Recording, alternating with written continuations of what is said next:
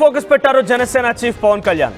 పిఠాపురంలో నిన్న జరిగినటువంటి 12వ ఆవిర్భావ సభలో తెలంగాణ రాజకీయాలపైన సంచలన వ్యాఖ్యలు చేశారు ఆయన.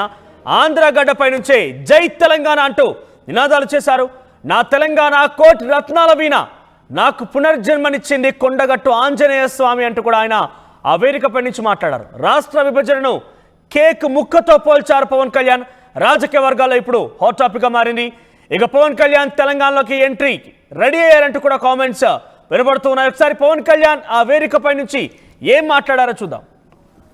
మనం నిలబడ్డాం, పార్టీని నిలబెట్టాం, మనం నిలదొక్కుకున్నాం. మనం నిలదొక్కుకోవటమే కాకుండా 4 దశాబ్దాల టీడీపీ పార్టీని కూడా నిలబెట్టాం.